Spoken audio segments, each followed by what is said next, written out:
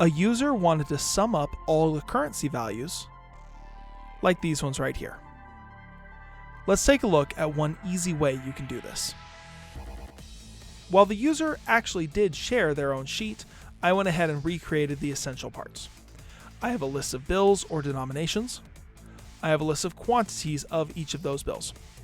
What I want is the total value. Now, the long way to do this is by multiplying each element in B by C of the same row. Copy that all the way down, and then at the end, summing all of those values together for the total.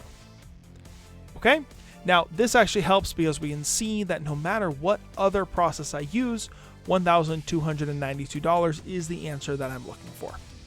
However, instead of doing it this way with a formula in every row and then a sum formula at the end, there's actually a function designed to do exactly this. That is the SUMPRODUCT function.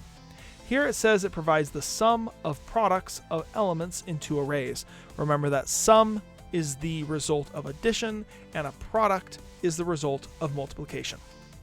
So it says it calculates, the longer version, it calculates the sum of the products of corresponding entries into equal-sized arrays, which is a roundabout way of saying it does exactly this. Okay?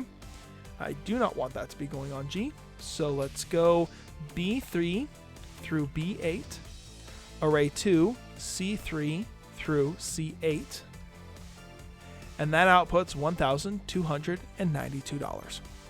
So one single formula to do what otherwise would take one formula per row and then a summation formula at the end.